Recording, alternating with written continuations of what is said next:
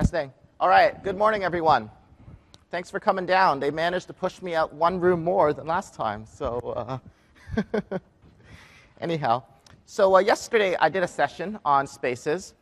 This session is also on spaces, so there's going to be some repeated material, but I guarantee you'll get some value out of the session. We do some more deep dives into some of the case studies, so you can understand, what customers were using before, what their problems were, and how spaces gave them the benefits that they saw. So I do guarantee some additional value out of this, and of course gives you extra question and answer time. So in this talk, we're going to understand the what, why, and how of spaces. What is spaces? What are the components that comprise it?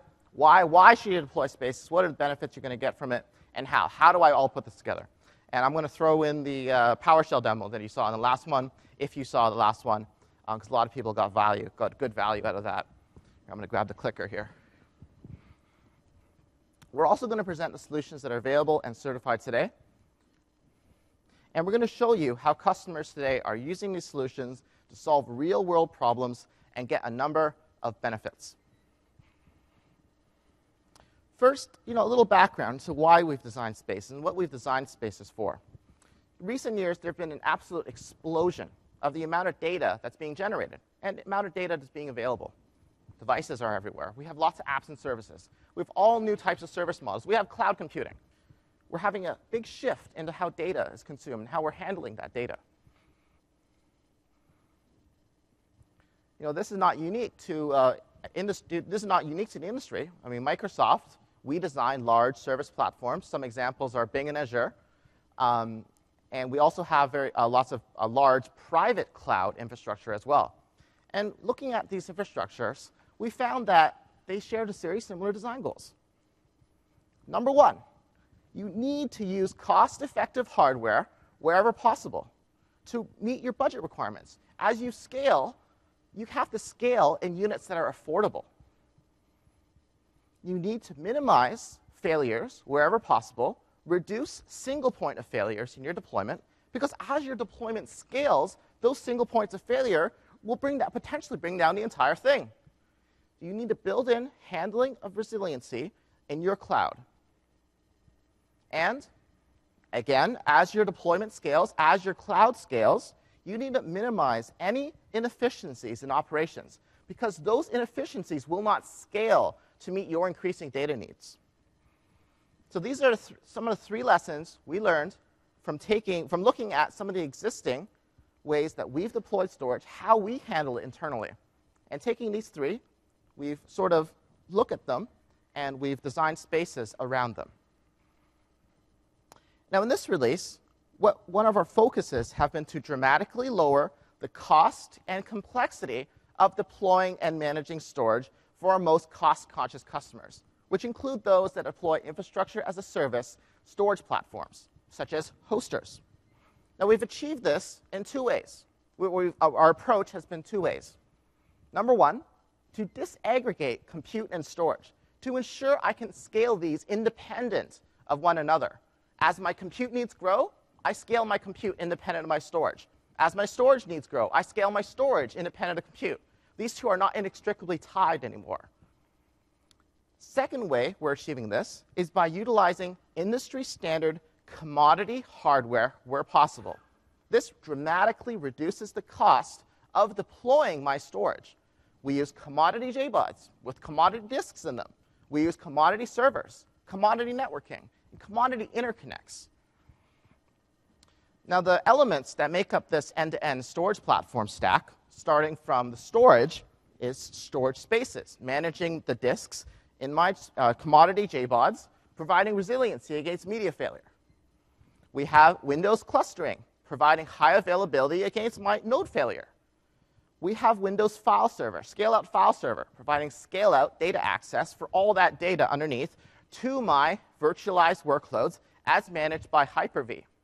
Now, this end-to-end stack is easy to manage because we have PowerShell and SCVMM integration, where I can manage my storage, my cluster, my file servers, my shares, my workload, all from PowerShell or SCVMM. Now, with SCVM specifically, I can throw out a pile of textbooks because it does it all for me with a few simple clicks.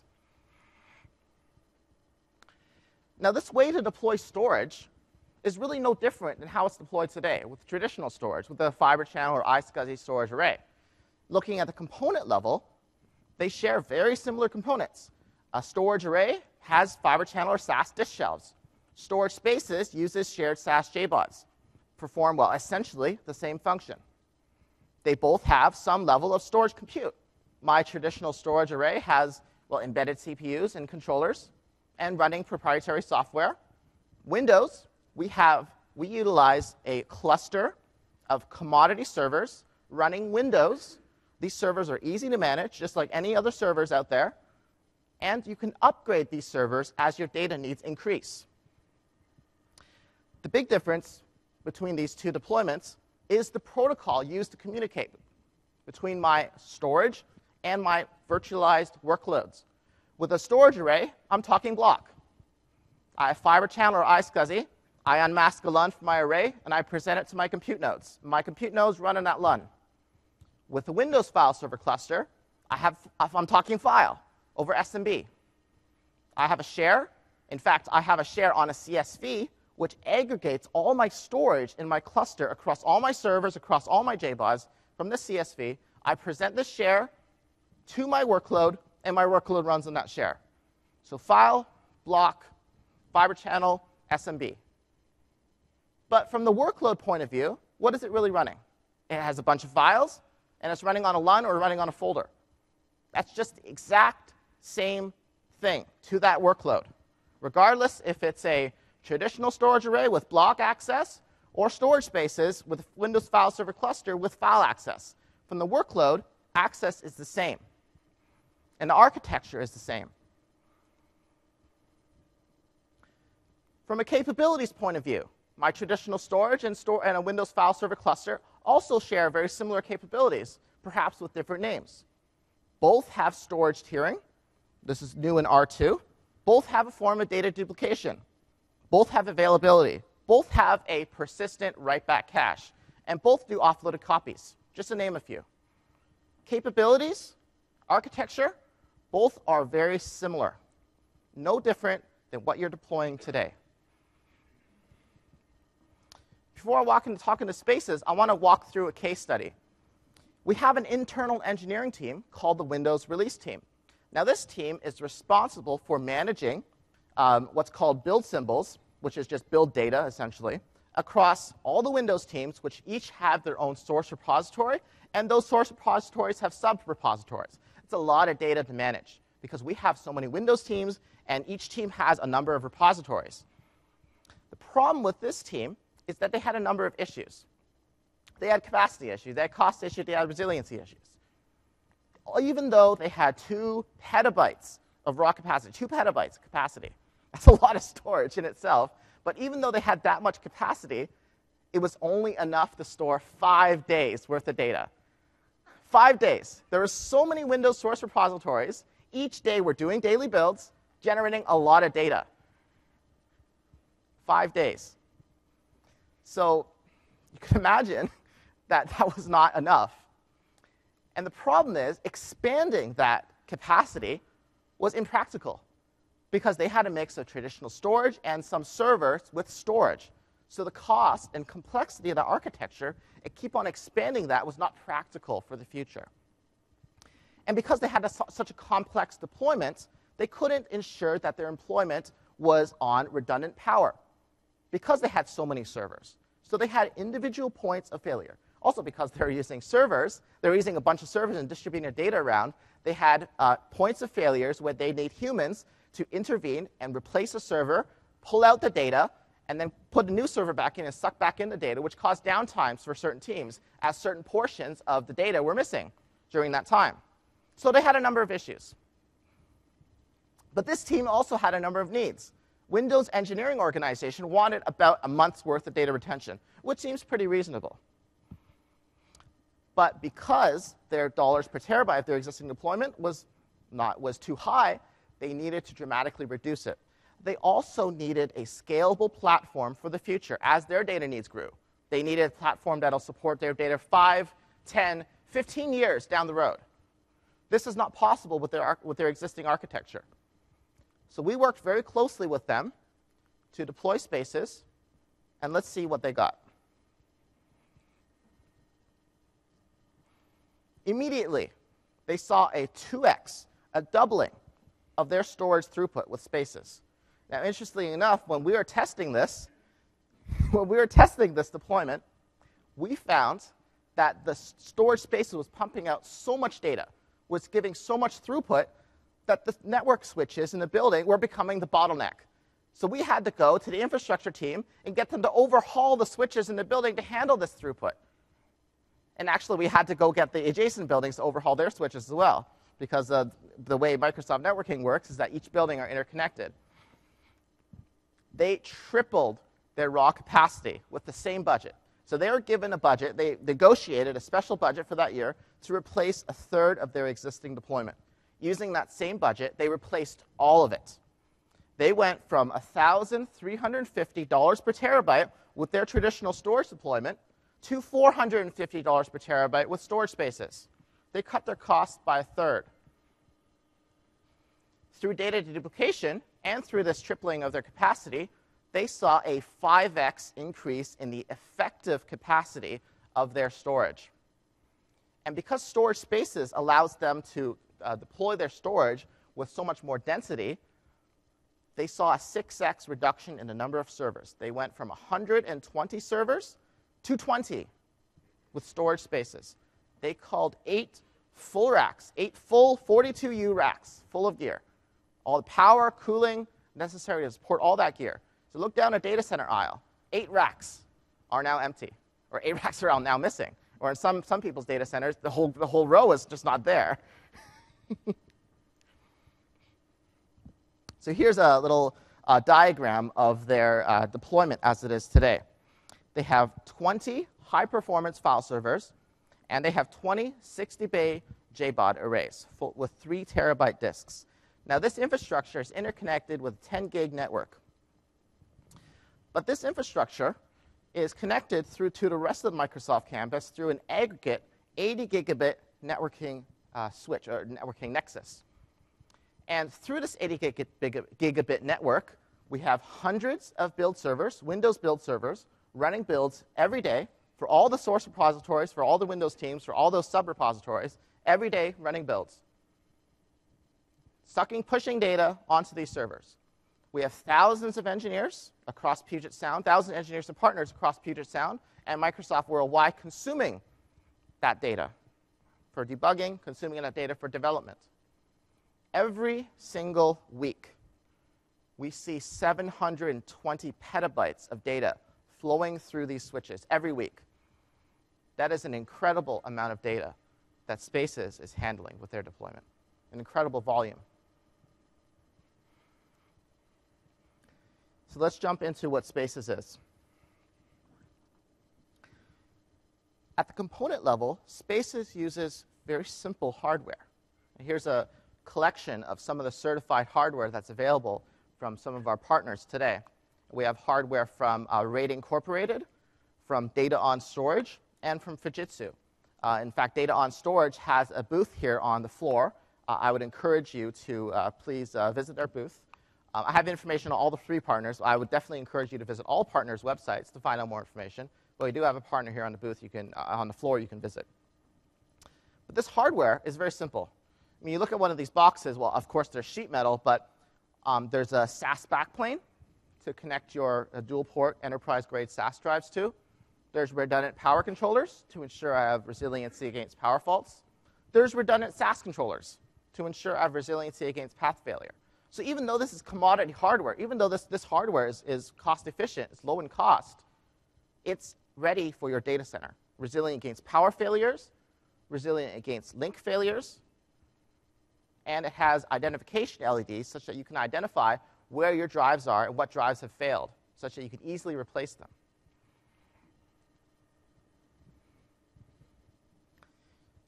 Building up a Spaces deployment, just to outline some of the capabilities, let's start from 2 24-bay JBODs. So I have a total of 48 disks here.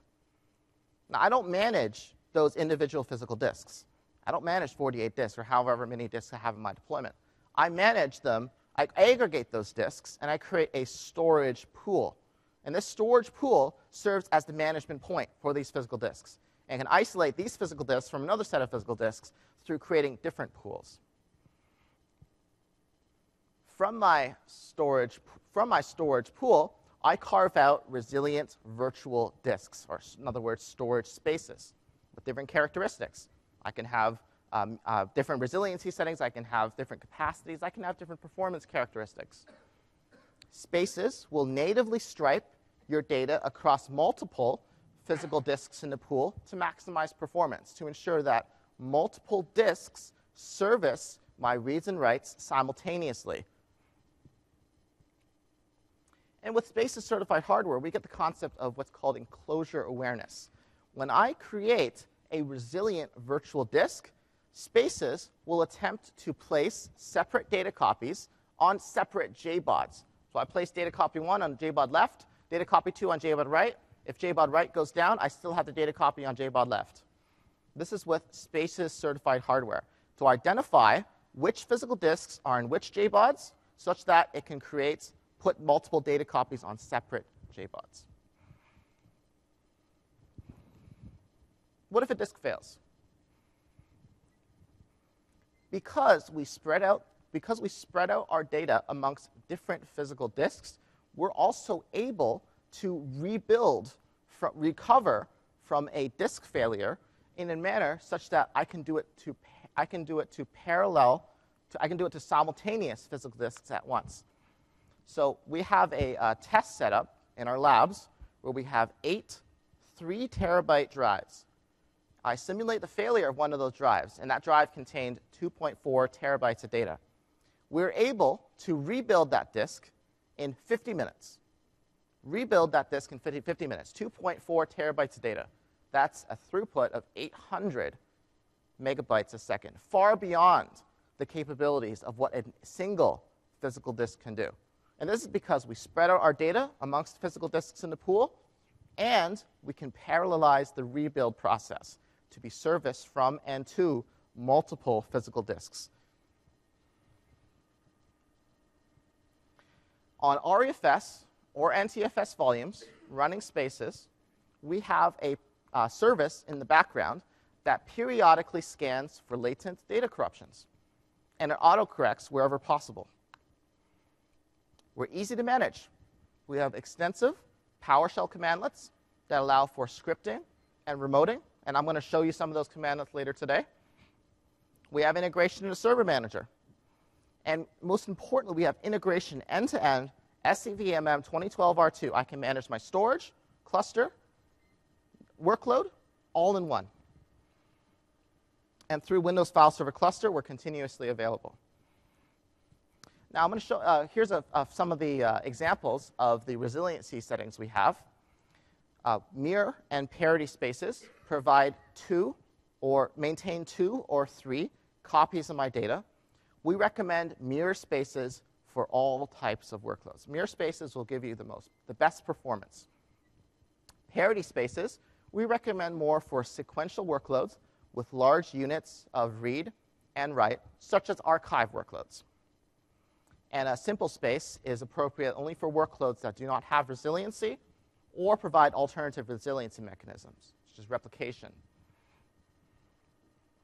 Now, you can take a look at this slide later on as the deck is available. Let's build up a clustered Spaces deployment. I have in this case, two 60-bay JBODs, so that's an aggregate of 120 disks from these 2 JBODs. And I have 2 clustered file server nodes. I connect my JBODs to my file servers in a manner that each file server sees the same storage. So file server on the left has 2 cables to JBOD on the left and 2 cables to JBOD on the right. And this provides me resiliency against link failure. If one of those SAS controllers were to go down in either the file server or the JBOD array, I still can see my data. And the same thing with file server on the right. Both have 2 connections to each JBOD. And because SAS has so much throughput, my total of 8 cables there, 8 SAS cables, gives me 96 gigabits of raw throughput from my file servers to these 2 JBODs here. It's a lot of throughput for my storage. So on top of this, I take my 120 disks, I create a storage pool, like we mentioned before, to aggregate them. That's the unit of management. That's where I manage my storage. From my storage pool, I carve out multiple resilient storage spaces. In this case, I've created 3 mirrored spaces. But because I have multiple virtual disks, multiple servers, I need an easy way to manage my storage. Or at least you need an easy way for my workloads to talk with my storage. I don't want to go to each file server node, figure out what storage is on there. That's not going to scale as my deployment grows. CSV, cluster share volumes, on top of my virtual disks in the cluster, provide a unified namespace. I do whack whack cluster. I see all my storage in one flat view. One namespace, one point of access. And then with scale out file server, I share out this to my virtualized Hyper-V workload nodes. Now my workload nodes can move around because the storage is shared and because I have this one namespace. So even though my workload moves around between nodes, it still talks to the same place. It still talks to whack whack cluster, whatever folder you're talking to. This is what cluster share volumes provides you. Single namespace, manage all your storage, and presents all your storage. And this aggregation of compute and storage is, again, very similar to what many people are traditionally deploying today with a storage array. I can scale this out. I can add more servers. I can add more JBODs. But as I add more servers and JBODs and create more virtual disks, data access, still through CSV, still a flat namespace. All my storage is still in one spot. I can scale this out even more, going past the physical connector limits of my JBODs. I can add more server and JBOD units. My last unit, even though the units are not physically connected to each other, they can still talk to each other through the CSV. Network traffic, storage traffic, simply gets redirected through my high-speed cluster network. And as I add all these units here, I have all these virtual disks. Each unit has their own sets of virtual disks. My data access is still on this flat CSV namespace. The CSV namespace scales linearly as your deployment scales. And it's interesting. In this example here, we have each unit delivering approximately 1 petabyte of storage. We have 4 units here delivering 4 petabytes of storage. And Windows clustering allows you to scale up to 64 nodes. So given I only have 4 here, if I was to scale this up to 64 nodes, I'd have close to 64 petabytes of storage. It's Windows clustering and storage spaces. We have a couple of quotes from customers that are using spaces today. Philip Moss from NTTX, which is a prominent hosting firm in the UK, he's able to use spaces and Hyper-V over SMB to eliminate what he calls, quote-unquote, a big, lumpy capital expenditures. He can buy inexpensive storage and buy only what he needs and scale in a completely linear manner. So NTTX, he doesn't have 1 million customers coming at once. He has customers coming in as they seek to adopt NTTX's platform. He doesn't want to make a large investment up front. He wants to be able to add storage as those customers come in. Because where is he getting the money from? He's getting the money from those customers. Storage spaces with Windows File Server Cluster lets him make this scale in a linear manner. Jeremy Russell from the Windows release team is able to use commodity hardware to achieve the same functionality of traditional storage at a far lower cost.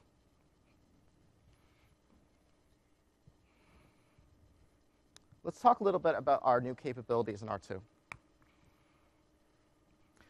We focused on further delivering minimized dollars per terabyte and capital expenditure for customers deploying storage.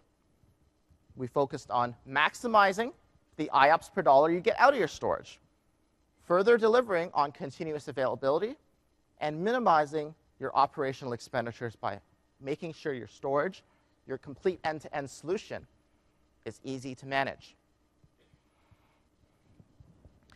The first of which capability that minimizes the dollars per terabytes for customers' archival workloads is dual parity spaces. Rather than having to use triple mirroring, I can simply use dual parity, and I get resiliency against 2-disk failures for my archival workloads. And we've actually worked very closely with Microsoft Research in developing our dual parity implementation to ensure that rebuild times are faster than many industry implementations of dual parity. So the window of failure, of exposure to failure, is reduced with our dual parity implementation. Also new in R2 is support for parity and dual parity spaces in a cluster with CSV. So my parity spaces provide me not only resiliency against media failure, but high availability for my archival workloads. And uniquely with spaces, we provide integrated journaling. So what that means is that we journal, we log, basically, every update operation that we want to do to the metadata of our dual parity space, such that in the event of a power failure, spaces can recover from that event and bring itself back to a consistent state without the need of a dedicated battery backup. We journal, we have an integrated journal inside that's persistent on those physical disks. And it's not only against power failures, it's also against unplanned cluster failovers too. Any situation where I did not have a clean shutdown of my storage. Now let's talk a little bit about a different capability. We look at many common enterprise workloads. A lot of them, they have a very large data set. Well, of course, they have a very large data set. And a majority of that data is cold. Majority of that data is not very frequently accessed. It's just sitting there. We have a minority of that data that is frequently accessed. It's in active use. This is commonly referred to as the working set. So large amount of data, most of it's cold, and we have a working set that's much smaller. Come on. And that working set, of course, changes over time as your workload changes. So it's not a static working set in most workloads. We also look at what drives are available on the market today, or at least what's compelling in terms of customer deployments. We have 7,200 RPM hard disk drives, nearline drives. Current market, you can get a 4 terabyte 7,200 RPM drive for a very low price. This gives you the most compelling dollars per terabyte for your deployment. But the interesting thing is that these 7,200 RPM drives, even though they're optimized for capacity, they're not optimized for random IOs that you typically see in a virtualized data center. And interestingly enough, though, because they're high capacity, because they're low cost, it seems like a natural fit to store my cold data set. But because they're not very high performance, they don't naturally fit to store my working set. And on the other hand, I have solid state drives. Very high performance, extreme performance. They're expensive, though, and they don't give me as much capacity. But by deploying solid-state drives, I improve my IOPS per dollar. But again, because I have a much smaller working set, it seems natural to deploy these smaller but more expensive SSDs to handle that. But it doesn't seem appropriate to deploy these SSDs to handle my cold data. So HDDs to handle my cold data, and SSDs to handle my working set. Now I need an intelligent way to merge the two into a single namespace. And that's exactly what we've done in R2. With a single namespace, I can utilize the best characteristics of rotating media to store my large, cold data set at low cost. I utilize the best characteristics of SSDs to store my working set, my most frequently accessed data, providing the best performance for that working set, delivering me the best IOPS per dollar. And we do this in a single storage space. And interesting, we integrate very closely with the file system. The file system, in the background, measures the heat. Transparent to my workload. It measures the heat underneath my workload. Figures out what blocks are hot, what portions of files are hot, what portions of files are cold. My hot portions will be moved to the SSD tier, and my cold portions will be moved to the HDD tier.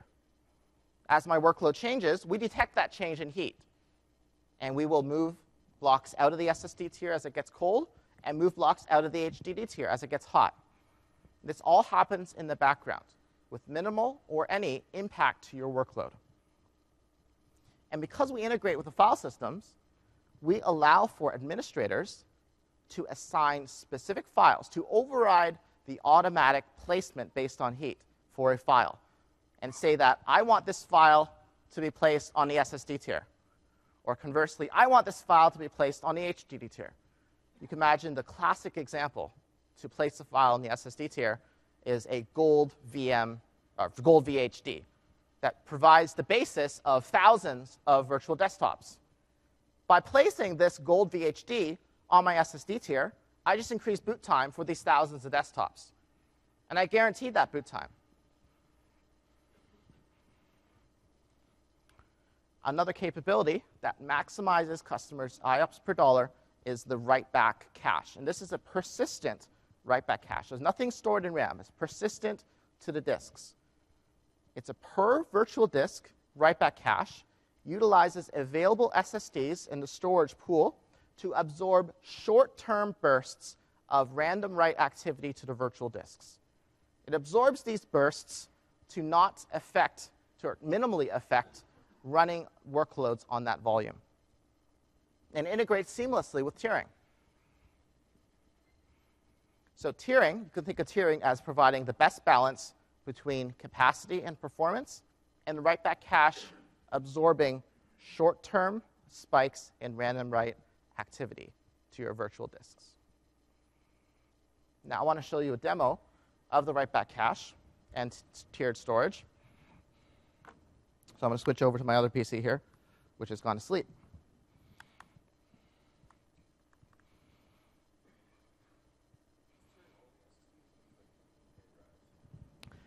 So the question was, is tiering only SSDs, or can I use 15K drives? I'm going to answer your question. I'm going to work on my laptop at the same time. So if we compare 15K drives to 7.2K drives and SSDs, we'll see that 15K drives use 5 times more power than 7,200 RPM drives, typically 5 times the power. And the current capacity of 15K drives is about 300 gigabytes, compared to capacity of 7.2K drives, which is 4 terabytes. If we start looking at that comparison between 15K and 7.2K, the jump between 7.2K and 15K, you only gain 2x at IOPS, but you lose orders of magnitude in capacity, and you lose orders of magnitude in power consumption. While the jump from 7.2K drives to SSDs, you don't really lose that capacity, because SSDs, well, you can get even up to 2 terabyte SSDs today. You can get, well, more commonly 800 gigabyte SSDs. You don't lose that capacity. You gain orders, absolute orders of magnitude in performance, and in power consumption is rather similar. So by making that comparison, 15K drives don't seem as compelling with tiering anymore. So with R2, we're using SSDs as a tier, and we're using HDDs as a tier.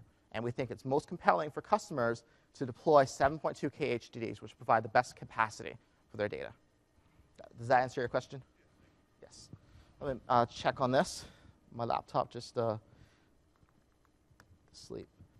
I'll take another question. Yes?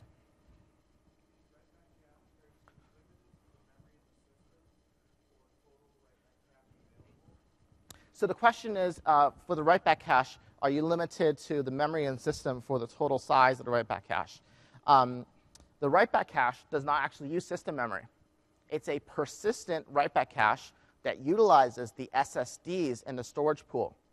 So as I move my virtual disks around, it'll also move that write-back cache with it, and will not have that write-back cache in an inconsistent or missing state. Because if I use my memory and I have a cluster fail over, I can't fail over the contents of that write-back cache. So we ensure that it's persisted to the SSDs in the storage pool. And this enables mobility.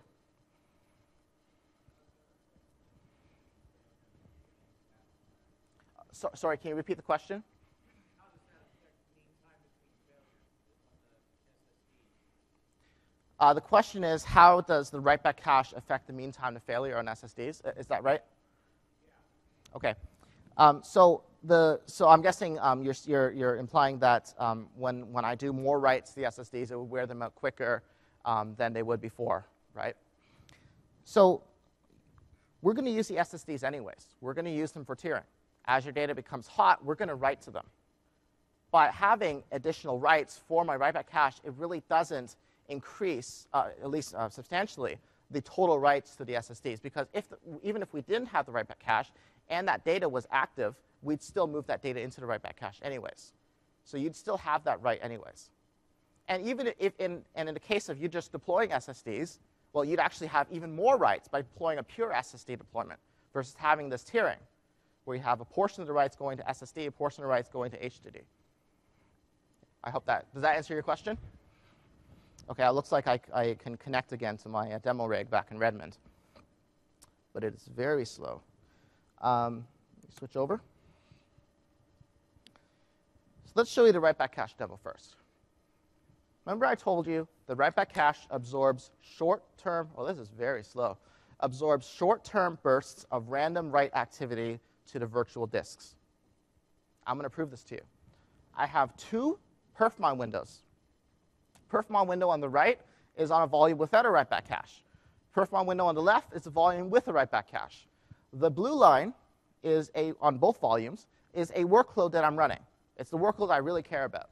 And it's delivering me approximately 550 IOs per second on both volumes. Now, superimposed with this blue line, and I'm just not sure you can see it very clearly on this graph right now, is a dotted red line, which indicates the total IOs per second that this volume is servicing from all the workloads, from this blue line workload and from any other workload I'm going to introduce. I'm going to introduce that workload right now, and it's going to be some heavy random writes, short burst of heavy random writes. Let's see how the volumes handle them. On both perfmon windows, you see the dotted red line shot up. This indicates more work was done on both volumes, because I had my blue line workload and I had my large peak of random writes. However, the volume without a write-back cache, you'll notice when I did that write spike, my blue line workload I really cared about, saw a significant decrease in the IOPS it was able to deliver. Write-back cache, workload went on smoothly. Let's give another a spike in here. Again, write-back cache, smooth that random write workload out. Let's give it another one. Good measure. Write-back cache seems to be doing its job. Move on to the tiering demo. What I'm going to show you here is the seamless transition of a file that's currently completely located on the HDD tier of this storage space. I'm going to move this file to the SSD tier, but the kicker is I'm going to have an intensive I/O workload running to this file. So you can imagine you're running your SQL database against this file, or this file is your SQL database, or is your VM. How does tiering affect the workload? So you see a perfmon window here, and my workload is doing roughly 2,600 IOs per second to the file, give or take. Let's kick this file on over to the SSD tier and see what happens. So I've just did a PowerShell command to set the tier of this file to SSD, and I've immediately asked the file system to move it. Now the movement actually occurs in a scheduled manner. So if I waited for later on tonight, it would have moved it by itself. But I can also tell the file system to immediately perform the data movement. You can see that the IOPS of the file are already going up, because as more and more blocks underlie the file being moved to the SSD tier, my random workload starts hitting those blocks, and the IOs per second go up. So now the file is completely on the SSD tier. All the blocks that underlie the file are being serviced from SSDs. They were serviced from HDDs not too long ago. Now they're being serviced from SSDs. This transition between HDD and SSD was seamless. It did not affect the performance of my workload, did not affect, per se, your VMs, your SQL database. And it occurred quickly. Now, I want to give another demo that folks thought was very helpful. Looks like I lost that machine, too. Is there any questions while I get this machine connected? Oh, yes, sir. Sorry, can you repeat yourself?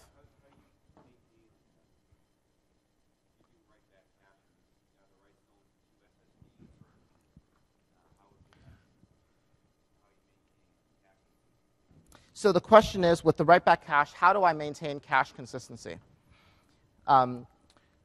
So we persist the data to whatever available SSDs there are in the pool.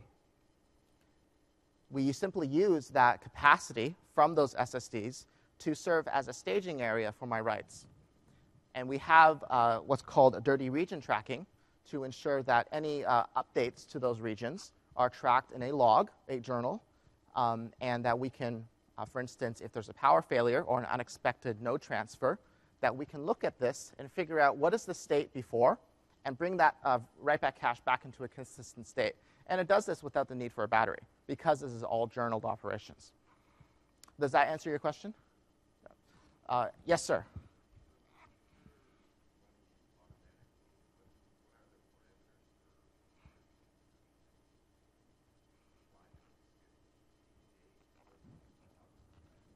So the question is, if I'm running an automatic tiering mode, which is by default, what is the schedule? What is the frequency of data movement? What is the settings I can change? So tiering is a scheduled task in the system. We put this task in a system on by default when there's any tiered volumes that are mounted. This task runs, we currently set it at 1 a.m. every day. You can configure it. You can configure it to run during maintenance time. You can configure it to run twice a week. You can configure it to run twice a day. This is configurable based on your workloads, based on your business needs. If you see you have downtime, or if you see you have downtime perhaps once a week, then you can run it that time. If you see you have downtime 3 a.m., you can run it that time. It's all configurable because we use the scheduled task UI to make those. You can make those changes through the scheduled task UI. Absolutely. And you can also adjust the percentage of the SSD tier that we can replace at any processing time. So for instance, if I have 100 gigabytes of SSD tier, I can tell Windows to replace up to 50 gigabytes of that SSD. For instance, if it's detected that 50 gigabytes of the data is cold, it will move that data out. You can limit the amount of the SSD tier to egress at any time to reduce the thrashing back and forth if you have a workload that is changing very frequently. Does that answer your question? Let's just run through this here. So I had a session yesterday, and a lot of folks found this PowerShell walkthrough very helpful. So I want to do this again. I apologize if you've already seen this, but perhaps you can pick up on something that maybe I missed. So the first thing when I create a storage pool is I need to get physical disks in my system. I need to find out what disks I want to use for my storage pool. So in this system here, I have 8 disks, but only 6 of them are available for use by tiering and by storage spaces. And you can determine what disks are available through the can pool field. So you see 2 of them are false and 6 of them are true. And of the 6 that are true, I have 2 that are 200 gigabytes, and I have 4 that are 1 terabyte. So I'm going to go ahead and grab those disks that I can use with the can pool field as true through PowerShell filtering and throw that into the $disks variable. Now, from this $disks variable, I have that collection of physical disks. So I'm going to create a storage pool. I pass in storage spaces as the storage subsystem, and I pass in my friendly name that I want. I'm going to call this tiered pool, and I'm going to use those disks that I just selected. So right now, Spaces is writing its metadata out to all those physical disks. And Spaces does this in a unique manner, such that each disk in my storage pool has unique awareness of each other disk in the pool. So for instance, if I was to pull one of these disks from the system, only one of these disks, put it over in another system that's completely separated from this system, this disk would pop up and realize that, hey, where's all my buddies? Because he knows that he's missing those other 5 disks in the pool. He is uniquely aware of all the other disks in the pool. So now I have my storage pool. It's created and it's healthy. Let's take a look at the physical disks in the pool and look at what type of media they are. We've added this media type field in R2 to support tiering. Windows will automatically detect Spaces certified hardware, Windows certified hardware that properly reports themselves as SSDs and properly reports themselves as HDDs. In this case, I have 2 SSDs and 2 HDDs. If you're not using Windows certified hardware, or Windows has not detected the media type, it would show up likely as undefined. And we have PowerShell commandlets such that you can override the media type of physical disks. I can set this undefined disk to SSD or HDD, as long as there's no data on that disk. Yes, there was a question. So the media type is there before the storage pool is created, but you can only set it after you add it to a storage pool, because we persist that as part of the pool data. Yes. Yes, sir.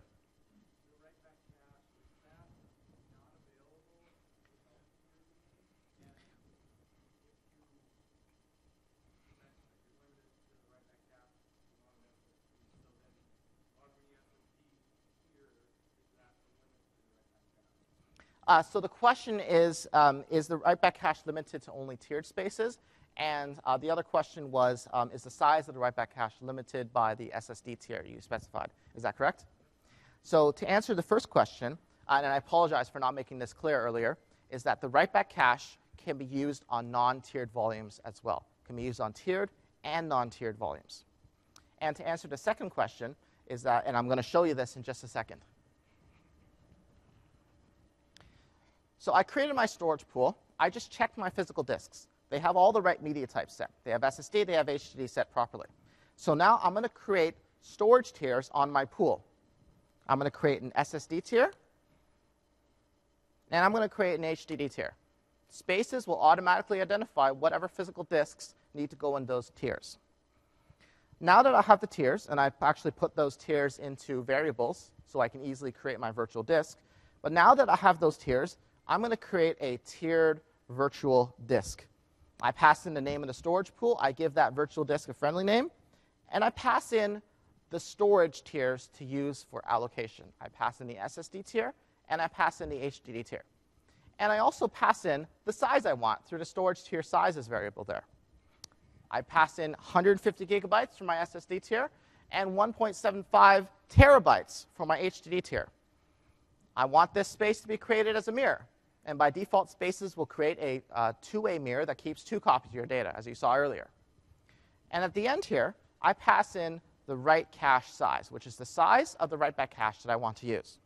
Now, when Spaces goes and create this tiered virtual disk, it will take that 5 gigabytes, it'll take that 150 gigabytes, and it'll go find 155 gigabytes of capacity from the SSDs in my storage pool to create this virtual disk. So I'm going to create this virtual disk. And it's created, it's healthy, and it's about 2 terabytes. The size of the virtual disk is determined by the adding of those 2 values in the storage tier sizes. The write-back cache is not counted as part of the size of the virtual disk because it is a staging area for my writes. So it's not part of that virtual disk. It's simply a staging area. It does not get presented to the file system. So I'm going to initialize this virtual disk. I'm going to format it with NTFS and give it a drive letter. And then I'm going to copy some test files to it. I have 2 test files on that volume now. I have archive1.vhdx and marketingpoolvmparent.vhdx.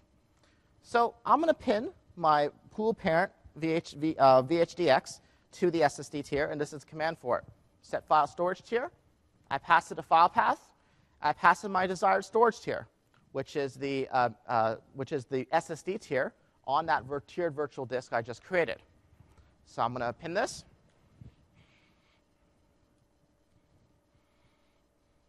Oh, error. Let's see if this one works. Oh, I apologize if something seemed to happen here. Just worked 5 minutes ago. So what you would have saw Let's see if this one works. Well, something seems to have happened. So what you would have saw is that this pinning operation would have, of course, succeeded. And you would have saw that the SSD tier, the file that I pinned to the SSD tier, Windows would have showed you that it was completely on that tier. The file that was pinned to the HDD tier, Windows would have showed you that the file was not on that tier, and that I could then immediately trigger the data movement to get that file onto the tier. Now, again, this would happen normally in the background as a scheduled task. That would be triggered at 1 a.m. daily. You can configure that. But in this case, I wanted to immediately move it. And once that was immediately moved, you would have saw that the status presented to you through PowerShell was that it was updated and that was now completely on the tier. Demo gods don't like me today. But I move on. So you saw this picture before of the Windows file server cluster scaled out. Our new R2 capabilities, dual parity, tiered storage, right back cache, integrate right into that. In this case, I have tiered mirrored spaces. I have a dual parity space for my archival workloads. And now my JBODs have a mix of SSDs and HDDs. With commodity storage, Windows gives you the flexibility to deploy storage of different configurations. I can go for the capacity optimized approach, giving me the highest capacity, the best dollars per terabyte. And we have many customers doing that today, such as the case study you saw earlier with Windows Release Team. We have the performance optimized approach. We have many workloads out there that require extreme IOPS. You can do this with Spaces. We have a partner on the floor. They have some hardware that they can show you that has 24 disks in a 2U JBOD, and that in a 3-node cluster can give you 1.45 million IOPS. But to 2 of those JBODs together for 48 SSDs, we've seen in our labs 2.7 million IOPS from that cluster. 3-node cluster, 2 JBODs full of SSDs, 10U worth of gear, 2.7 million IOPS. Spaces can scale to that. And we have a balanced approach. Customers that have workloads that have a portion of it which need high capacity, or sorry, which need high performance, and a much larger portion of it which need high capacity. We give you this with tiered storage, giving you the best balance between performance and capacity. And this is possible, this is feasible, because we use commodity components. Commodity storage, commodity disks, commodity servers, commodity networking, commodity interconnects. Here are the vendors that currently produce Spaces certified hardware. We have RAID Incorporated, Fujitsu, and DataON Storage. Now here are the web addresses, and you can when you download this deck, you can take a look at their solutions. All these 3 partners provide high-performance servers, high-performance stores. They provide a number of flexible solutions to meet your varying data center needs, either in different types of form factors or different densities. So we would definitely encourage you to contact these vendors.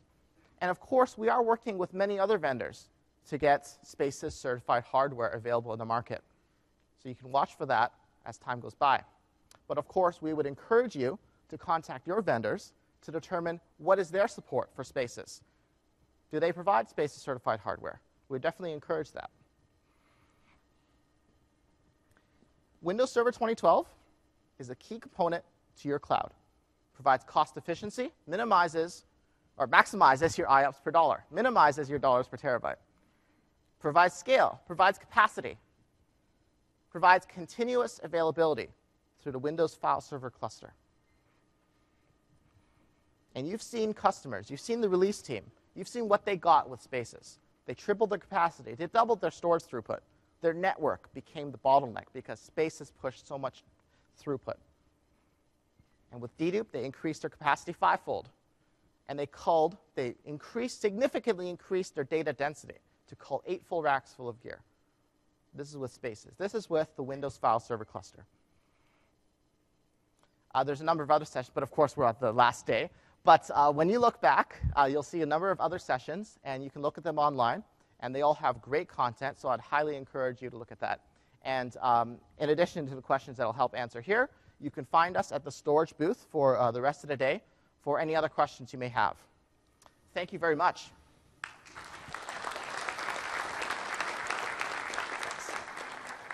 All right, I'll take questions.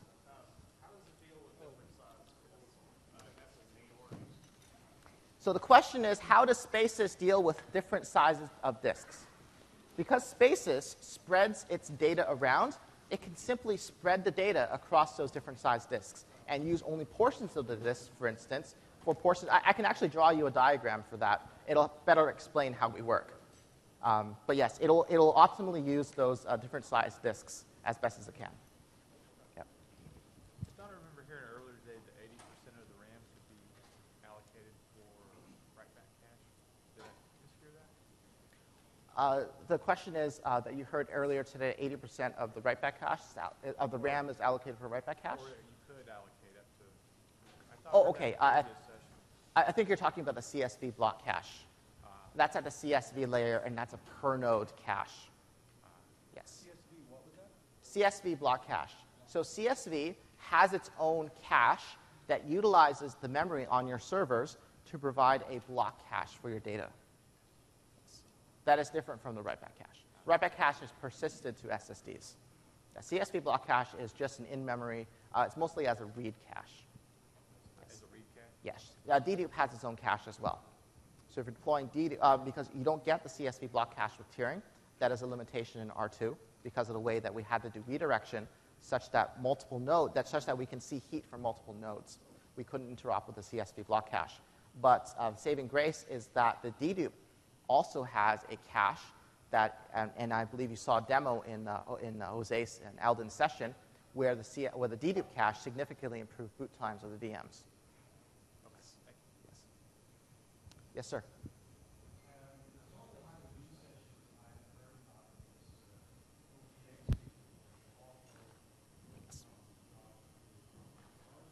Yes. So Spaces doesn't use the offloaded data transfer command set.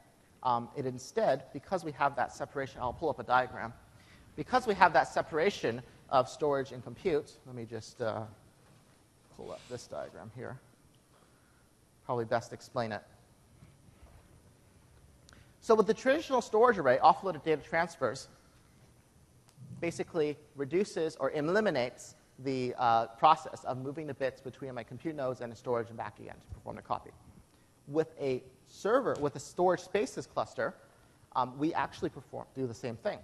So when a Hyper-V node or a management node performs a copy between the SMB shares served out from my storage compute, which is my clustered file server nodes, we will actually offload the process of copying the data to between those clustered file server nodes. So I don't have the traffic that goes up from my storage to my compute nodes all the way back down again. And that accomplishes the same goals of offloaded data transfers, to reduce or eliminate that network traffic on the virtualized workload layer. But does that answer your question? Well, we don't use the ODX mechanism. We use a different mechanism that's available through SMB. Yeah. Thank you. Yes, sir?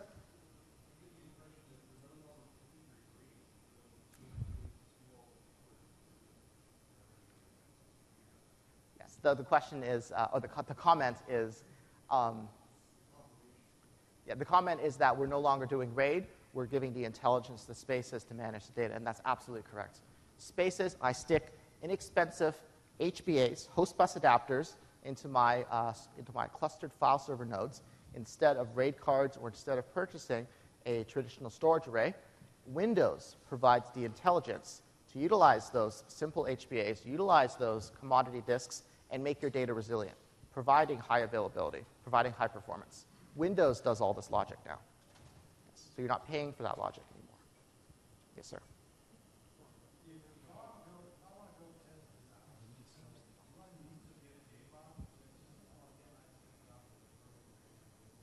So the question is, if he wants to go test Spaces, does he need to go buy a JBOD, a certified JBOD, or can he use local disks?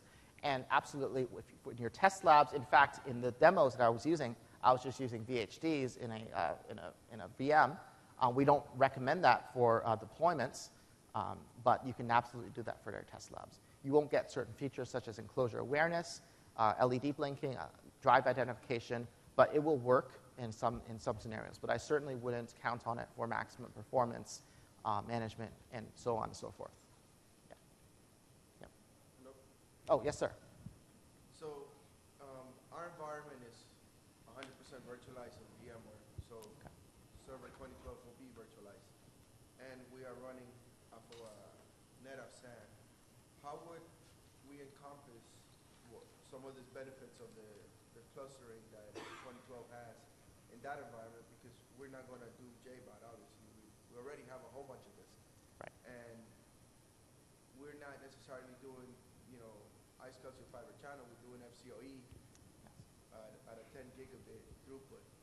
So if I assign a hard drive to this VM, whether it's solid state disk or 15K disk or 7200 RPM disk, how can I take advantage of some of the stuff that the server does? So the question is, with a traditional storage deployment, in this gentleman's case, FCOE, how does he take advantage of tiering and some of these capabilities that I just showed you? So because you're using a traditional storage array, adding spaces on top of that, whether or not directly on your file server nodes or within your VMs, is not recommended, and we don't support that configuration. There are a number of management issues that we run into because perhaps errors are not bubbled up from the array up to the virtual disk, so your users would not be aware that an error has occurred, and administrative action needs to be taken to repair that. You might also get some instances of inconsistent performance because you've added extra layers of indirection. It just complicates the deployment so much that we wouldn't recommend it for spaces, and it's not supported by Microsoft. Yes. And even even exposing VHD files to within your VM, that also adds another layer of indirection. We really recommend this deployment of commodity storage, shared SAS JBODs. I have commodity file servers, put spaces there, and I share that out to my compute nodes. And that really gives you the best cost for your deployment. Yeah. But we cannot put spaces on top of an existing storage, traditional storage. Now, this is only if you want to do high-level computing and you want to let Windows sort of act like a SAN for you. Yes. Right? Yes. This is Windows is providing your end-to-end storage or your virtualized workloads. Now, did they do away with DFS, or DFS still exists in 2012? Sorry, can you repeat that?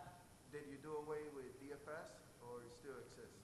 The question is, did we do away with DFS? And DFS is absolutely there. And there are scenarios for replication that people would still use with DFS. This is really providing resiliency against media failure, providing easy management for managing all those physical disks down to aggregate that into a pool, creating a resilient space, putting your data there.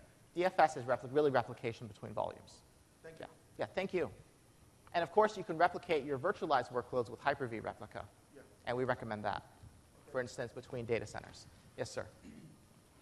If you don't have the need for SSDs, you have all HDDs, what is your write-back cache leverage in that case? Does it just leverage other HDDs in the non-tiered scenario? So the question is, if you don't have any SSDs, you only have HDDs, what does the write-back cache do? Is that the question? So if you don't have any SSDs, you cannot create a write-back cache because there's no media to take that from. If I'm using HDDs as the write-back cache, it's not really compelling. I haven't really done anything to speed up my workloads. So we really recommend a small number of SSDs, if you're not using tiering, just to serve as your write-back cache. And you can get small SSDs on the market today for that purpose. Does that answer your question? Yeah, absolutely. Yeah, and you can, if you have like, say, a 200 gigabyte SSD or a couple of those, you can use that space for multiple virtual disks and have multiple write-back caches, or multiple virtual disks, each with a write-back cache, and it'll split up the SSDs. Would Yes. you ever not tier and just use SSDs for write-back cache? You'd have a single tier, but you do write-back caching on SSDs? Yes, absolutely. I can create. The question is, can I not tier and just use the write-back cache? Would you want to do that? Is there any scenario that makes sense? I'm not sure if there's any scenarios that make sense. If I have a really high capacity, very high capacity volume, Some of the data is eventually going to be hot. And it's very compelling just to at least put a little bit of tiering in there to make that access of that data to be quick. So we'd always recommend, for most workloads, and I'm not sure if maybe there's a specific workload out there that has no hot data, that you just want to write back cache to ensure that certain random, if you get occasional random writes, those are staged quickly. Well, I can't name any specific workloads where you would want to do that. Yes, sir. Yeah, well, I was actually doing it from within a VM because I don't have enough hardware to do a separate demo for that. But absolutely, they would run. Provisioning on the SaaS box. You would do the provision. Well, you do it on your file server connected to that shared SaaS JBOD. The shared SaaS JBOD is a very simple piece of hardware. It's just disconnecting to a backplane, connecting to a SaaS controller, and your server provides the intelligence, not the SaaS box. Yeah, all the SaaS box does is has identification for the drives. It does the LED blinking. It doesn't have a lot of intelligence in it, and that's why it's cost efficient. Is there a graphical interface to Spaces also? Absolutely. We have Server Manager. You can create spaces, create pools, configure tiering. You can use SCVMM to do it all. A gentleman at the back had a question. Yeah. So the diagram that you showed originally had the server with a shared SAS HBA connecting through to the shared SAS JBOD arrays, right? But at the low end, you only had 2. But then you mentioned that you can scale out to 64. Yes. When you're getting to that level, you're no longer doing point-to-point connection. So you're doing some sort of shared SAS switch of some kind. Yes. So let me pull up that diagram. This one, right? Yeah. So once you start scaling that out, you're no longer doing point-to-point, right? So the question is, once I've expanded from the previous diagram to this one, how is the connections being made? So we look. So based on whatever hardware is available on the market today, these 60-bay JBODs have 2 SAS modules, each with 4 ports. So these JBODs connect to a maximum of 4 servers. So that's why I've separated like this. I have 4 servers, I have 4 JBODs. And this works. This is all shared SAS. So this is all interconnected. This unit here is not connected to this unit in terms of SAS. But the connection happens because they're all in the same cluster. And the IOs, if I hop up there, gets redirected through the CSV. So this node can access data on this through CSV. It's all in the same namespace. If I do a read or a write, it simply gets redirected through this cluster network down to over here. As you add more of these units, my CSV remains linear, remains flat.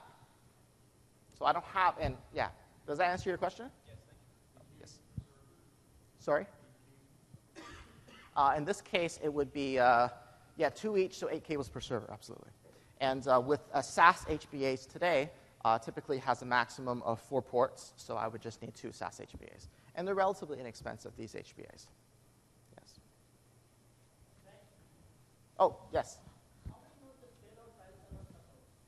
I'd have to double check with the clustering team on that. Yeah, we'll double check. Windows clustering supports up to 64. Yes. I'll have to double check what the limitations are and what the ramifications of those limitations are. Yes, yes, sir. When you configured the tiering, you chose 150 gigs for SSD. Does that optimization report help you identify the size of your working set of data? And if that changes over time, how would you become privy to that? Yeah, so the optimization report tells you the efficiency of the utilization of the SSD tier.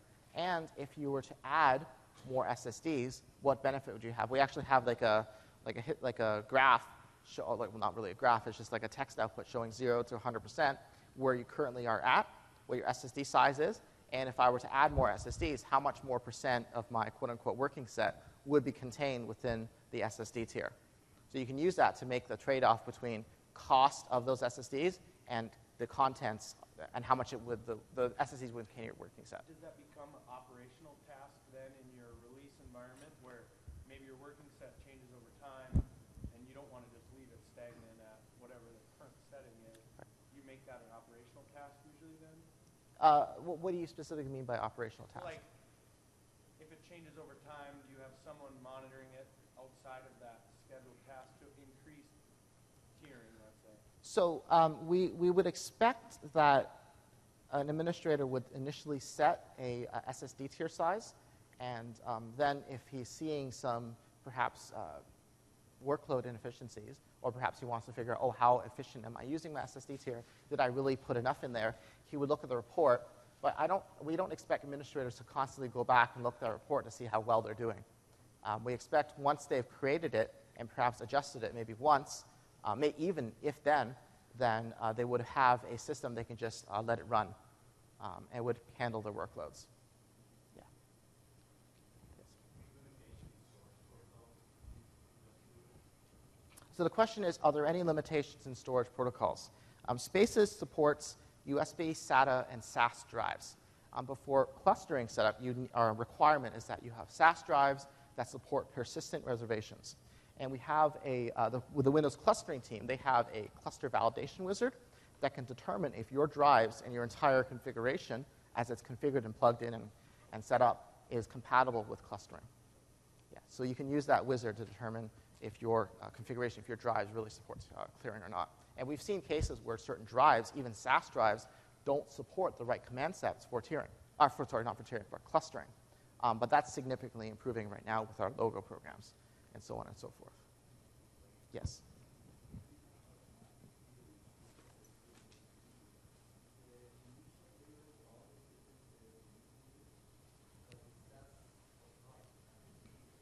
So the question is, because we have automatic tiering between SSDs and HDDs, is new data coming in first stage in the SSDs? That's the question, right? So with the write-back cache, we expect that most new data to be staged in the SSD tier. And the write-back cache helps those small random writes that occur. Now, because HDDs are not optimized to service those small random writes, we put the write-back cache in to provide a staging area.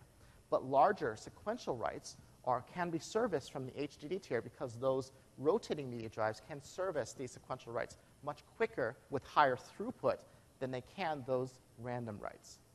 So large sequential writes, we put the HDDs, and small random writes, we put on the SSDs. Yes. If we don't have write-back cache enabled, is it the same thing? So without a write-back cache, there is no staging mechanism for new writes. New I/O would occur wherever the file system puts allocation as. So the write-back cache is a good way to provide that staging. So we always recommend configuring tiered spaces with an appropriately sized write-back cache.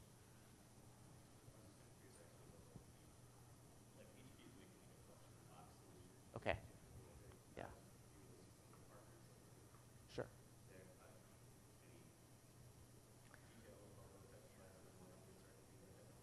So cluster in boxes are certainly interesting solutions.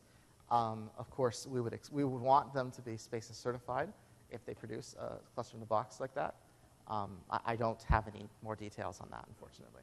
But we would encourage you to ask them if they have more details on that. Yes, sir. There's a gentleman in the back. Write-back cache. Your phrase is we use small random writes. What is small? So we have a threshold in our spaceport driver that determines what quote-unquote small is. We're continuing and tuning that threshold as we speak. So I can't give you a definitive number as we haven't settled on the final number just yet. Is small at least a megabyte? Because that's where VHDX. Oh, it would be much smaller than that. Yeah, absolutely much smaller than that. Probably closer to 128K-ish. Yeah. The actual share that's in the unified layer, is that actually backed by more than one, I'd call it pod of scale-out cluster? So does that actually get replicated when you add a new expansion out across multiple pods, if you will? So the question is, as I add more of these quote-unquote pods, does the data get replicated across the pods? Is that the question? Yes. The answer is no. The data doesn't get replicated. I can configure the data to be replicated. If I have all virtualized workloads, I can, of course, have Hyper-V Replica say, I want to replicate all all the VMs that are running that have storage on here, and I want to replicate it here, that's absolutely possible.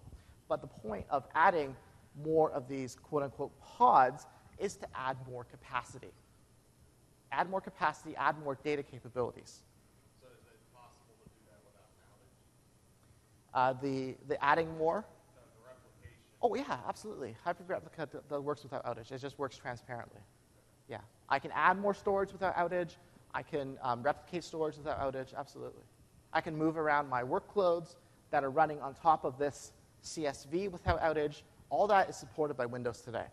If you needed to decommission one of those because of maintenance, or just because it's a hardware refresh, you could get all the data all. So in the case of decommissioning or, for instance, upgrading or servicing these, you would service them one at a time. I service this one. I service this one. I make sure I move the storage off and have the storage then owned by another node. And I service this one and bring it back online. Then I service this one. Then I service this one. Then I service that one. And that continues to give me continuous availability because there's always a path to the data. So I just service them one at a time. It still prevents you from getting an outage. Yeah. So you mentioned earlier that it could sustain a power failure. So does that mean the commit back is once it's written to disk? Right. So Yes. Yeah, it's journal, so we commit it before we move on. So how would you think that would compare to some of the larger storage arrays where you've got the flash cache or various caching mechanisms? So the question is, how does a journal solution compare to storage arrays? And heavily loaded thousands of clients kind of scenarios? I don't have direct comparisons, but I can speak to what our capabilities can do and what our capabilities can do for the dollars per terabyte that you get for the storage. And I discussed that today. Yeah. I don't have a direct comparison between what the storage arrays can do in terms of their journaling, if they have journaling. I'm talking more about the committing, so committing it really at a flash layer versus I don't have that comparison. Yeah, I don't have the. Unfortunately, I can't crack open their source code. I don't really know what they're doing in terms of committing and data persistence. They have a lot of software in their stack, and I'm not really sure what they do in terms of that.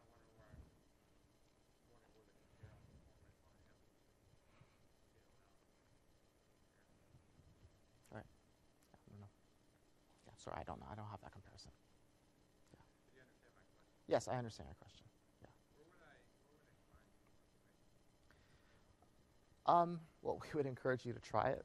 Right. I mean, that's the, getting your hands dirty, that would be the easiest way. Yeah, that would probably be the easiest way to get unbiased data, because I'm sure if you ask a traditional storage array vendor, they perhaps would give you biased data. So definitely try it out and see what you get. Sure. Absolutely. Right. Right. So actually, Spaces does support what's called NVMe cards. Spaces does support it, but it only supports in a non-clustered configuration because the NVMe card is only on that one node, right? So we do support that in non-clustered configuration, and you can use that for your write-back cache. But if you have replication, then that could be as a means of providing persistence across different nodes. But yeah, the current state of the NVMe market is that there really is no shared NVMe at this point. It would have to be through some SAS or some other protocol, and that's yet to be developed. Yeah. But there is certainly compelling reasons to do so. I mean, SSDs have great capabilities, absolute great capabilities, and a great price. Flash cards have a different set of, flash cards service a different set of users than SSDs.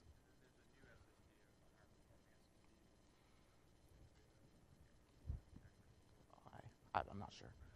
Yeah.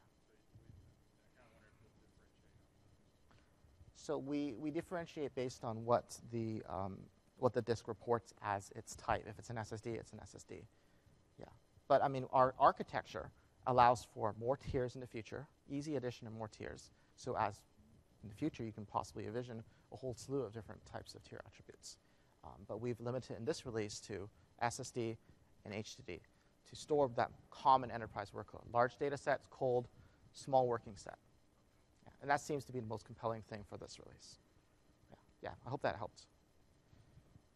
You have non-certified storage, and you get some of the capability by explicitly tagging, say, one shelf and another shelf of storage So the question is, if I have non-certified storage, can I tag shelves manually?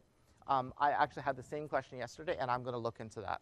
So if you give me your card, I can find out for you, and I can give you that information.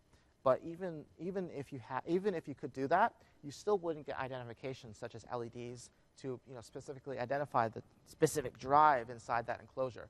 And I mean, enclosures are large, so you wouldn't want to pull the wrong drive. So we would always recommend Spaces certified hardware. Oh yeah. Right. Yes, sure. I will look into that. Just hand me your card, and I'll find out for you. Taking the enclosure ID for a set of physical disks. Yeah, that's what he wants to do. And probably slot number as well, right? Yeah.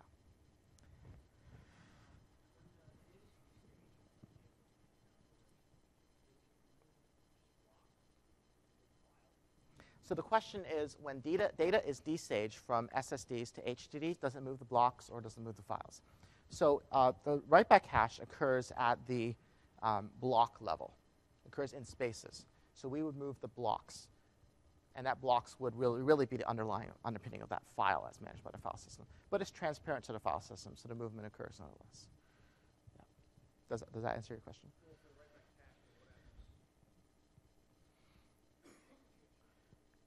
Because spaces manages where the data is, and the file system lies on top of spaces, so it's completely abstracted from all that.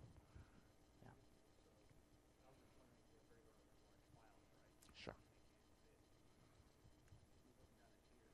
Oh, yeah, we move sub-portions of files. And the interesting thing is, oh, yeah, absolutely. If you look at a simple VHD file, and let's just like a VHD file that you boot, not all of it is hot. Only a portion of it is hot, and a lot of it's cold. So it would be silly for us to move the entire file, so we just wasted a lot of space.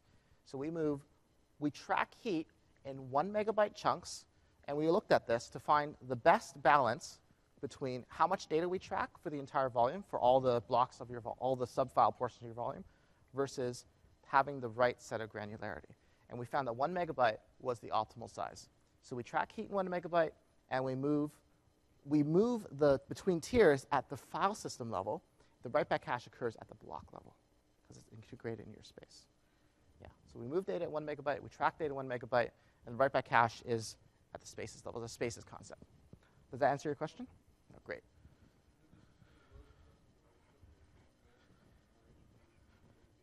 Yes.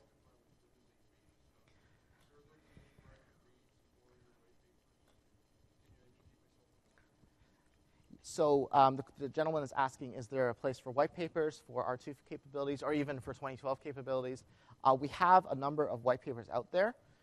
Again, if you give me your contact information, I will go point you to them. We are, of course, continually working on more documentation. Just in the past year, we've just been heads down focusing on R2. And this one-year release has really been busy. But yeah, we are producing collateral to help customers.